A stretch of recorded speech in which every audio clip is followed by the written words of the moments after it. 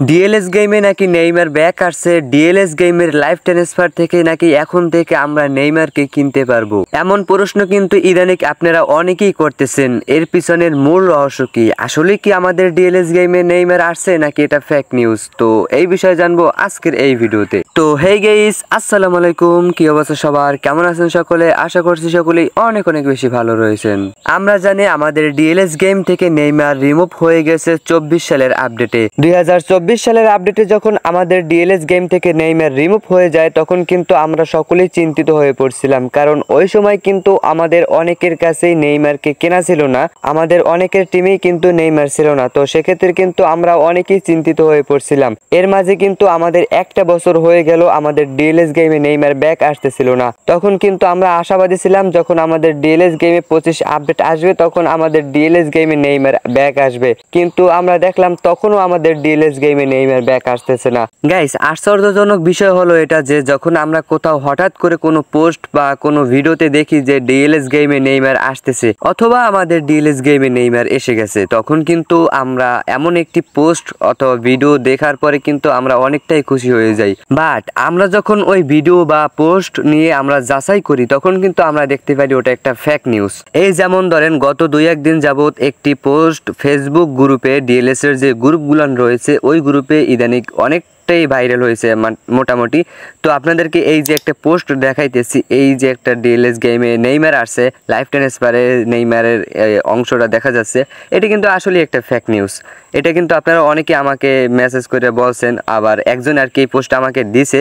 তো সেক্ষেত্রে কিন্তু আমি ভিডিওটা বানানোর জন্য প্রস্তুত হলাম যে এটা কি আসলে ফেক নাকি সত্যি, এটা নিয়ে একটা ভিডিও বানানো যাক। কিন্তু যখন গাইস যাচাই করা শুরু করলাম তখন দেখলাম এটা একটা ফেক নিউজ, এবং এটা কিন্তু এডিটিং মাধ্যমে কিন্তু এরকম করছে, এডিটিংয়ের মাধ্যমে কিন্তু এরকমের বানাইছে যে ডিএলএস গেমের লাইভ ট্রান্সফারে নেইমার চলে এসেছে। তো আপনাদের যদি পরিষ্কার করে দেখাই, এইটা কিন্তু একদমই এডিটিং। আপনারা যদি ভালো করে দেখেন এটা কিন্তু একদমই এডিটিং।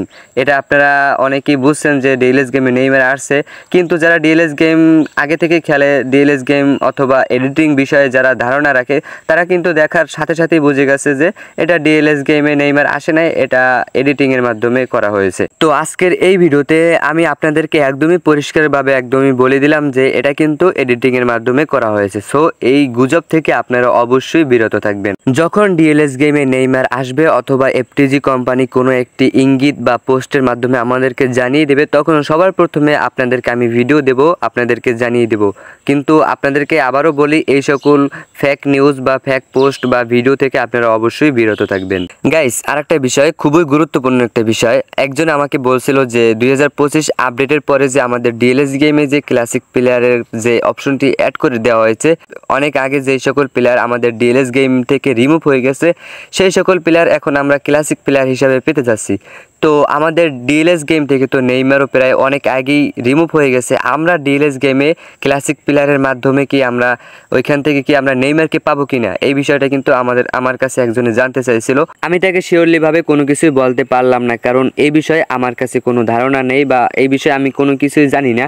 যদি এটা এফটিজি কোম্পানি চায় তাহলে কিন্তু ক্লাসিক প্লেয়ারের ওইখানে নেইমারকে অ্যাড করে দিতে পারে, নেইমারকে লাইফ ট্রান্সফারের দেবে না, বাট বুঝলাম ক্লাসিক প্লেয়ারের ওইখানে কিন্তু দিতে পারে যদি এফটিজি কোম্পানি চায়।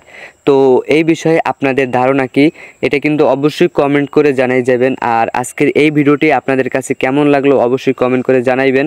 তো দেখা হবে আপনাদের সাথে আবার নতুন কোনো ভিডিওতে। এখন আল্লাহ হাফেজ, সকলে ভালো থাকেন।